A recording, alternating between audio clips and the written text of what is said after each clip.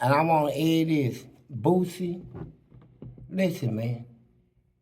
It's only a couple of rappers I even listen to, right? I respect all the rappers, but Boosie was one of them. Scarface, Benny Siegel, Dr. Dre, Eminem, Busta Rhymes. Uh, I even listened to a little Ice Cube at times, NWA and all that stuff. I said, but hey, bro,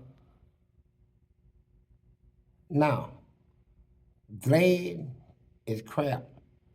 And Boosie, hey, on everything, bro, on the hood, on everything. My people's hearing me, bro. I ain't got no but gangsters in my family, bro. Neighborhood and everything. Everybody know me. Well, Boosie didn't necessarily say anything Well, I wrong. know Boosie ain't said nothing, but, it's like this, bro. When I got out of penitentiary, Boosie, I ain't have nothing, no support system or nothing out here, bro. I couldn't get in the car because I ain't had none. To drive to the source where they making all this little accusations and stuff and straighten them. I would have done it by now. I ain't with all that. Vlad, he's standing behind the camera making money.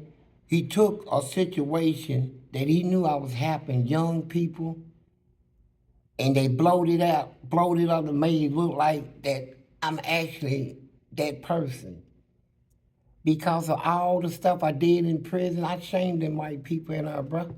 Let's break down the MS. This is what I want you to do. Break down the MSNBC. Yeah, I know we talked about it Yeah, before, but concentrate just on that particular segment of MSNBC. How what they told you before. all right. You knew you didn't think you was gonna ever get out. That whole scenario and how you was the reason you said the things you said, which one of your favorite quotes on there. That's what everybody said. Since you said I like you and I want you, easy way out of hard way, and then you was raping Here's how people. it goes, Boosie. I'm talking to Boosie. All right. That's my nigga, man. Check this out, bro. I done already did a long stretch in the penitentiary. And turn up stuff, turn up the penitentiary, causing the state corrections money. Y'all already know I cost them $200 million in that Kendrick versus Bland lawsuit. I did it. A whole bunch of things I did, man. I changed the penitentiary, changed the rules, the regulations, changed everything about it. And they hated me. So when I got to the point where I'm started laying down, I don't gotta do all that fighting no more, man. I'm already established. I got poker games, stores everywhere. I'm doing my bit. Ain't nobody sending me nothing. I'm sending money out to people. That's how good I was doing in penitentiary. I'm sending money out, taking care of families and stuff. So check this out.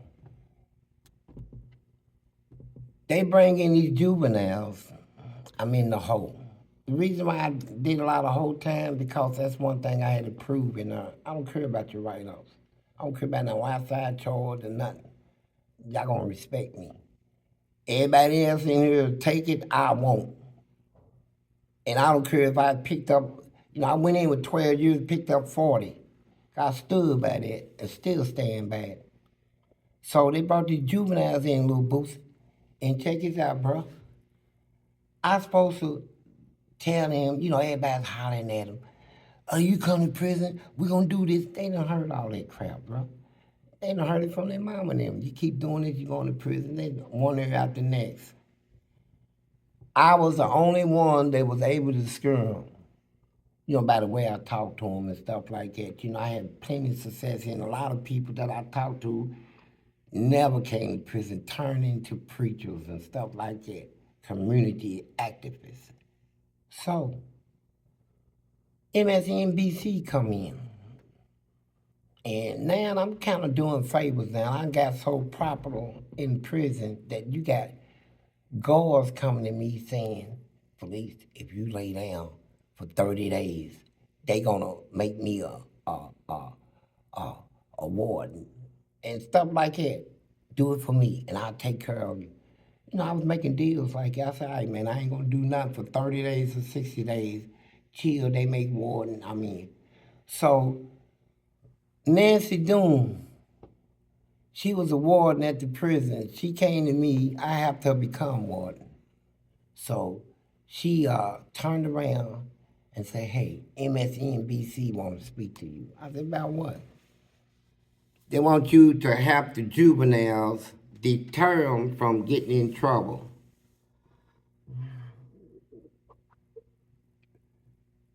I look at it like, man, I ain't never getting out anyway. I've been in prison going on 40 years. Every time I go up for parole, they say, "See you in 6 years, see you in 5 years." I'm playing the game. I'm tired of it. I already accepted. This is my house. Fuck it. So I did the interview. So I told them in the beginning of the interview, if I do it, I'm going to tell them what I want to tell them. I ain't going to tell them what they done already heard. Stay out of trouble.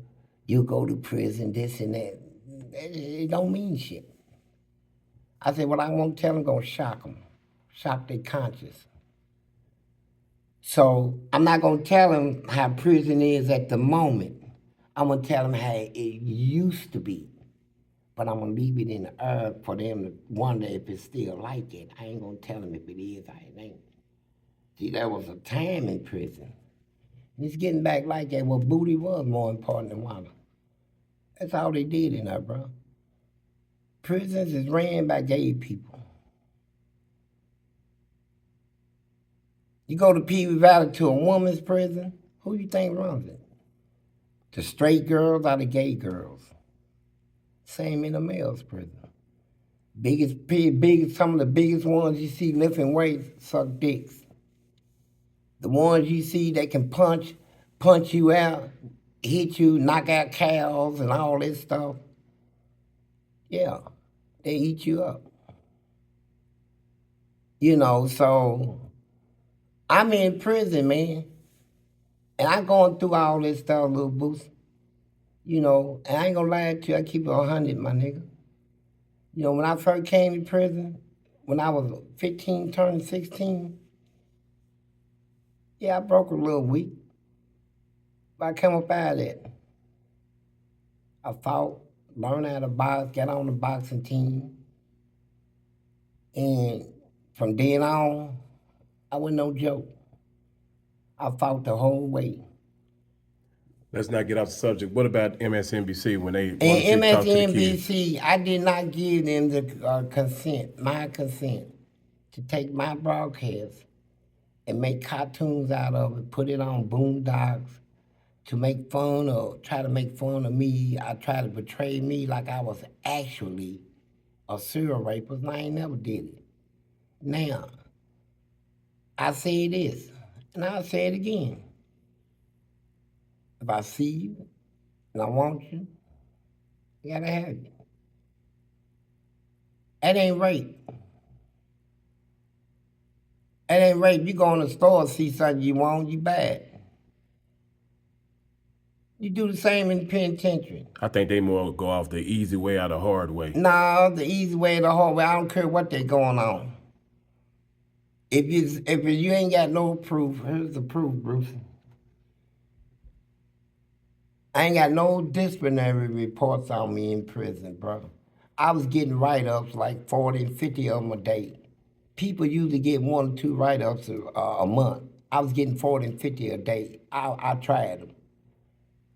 On none of my disciplinary reports, there's no, I took nobody's booty. Nobody ever ran to the administration saying they're afraid of me because I'm out to sexually assault them. I have already did it. It never happened. Now, all this raping they talking about apparently had to happen while I was in prison, because that's where I spend all of my life at. So if you can't, what prison would say that? I only picked up about 6 charges in prison.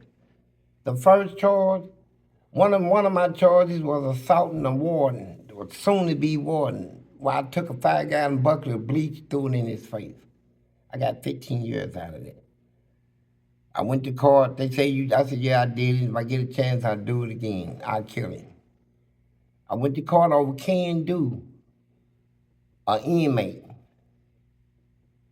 I got 3 years off of that. I went back for another assault on another inmate. No sexual assault. No, I never had a sexual assault.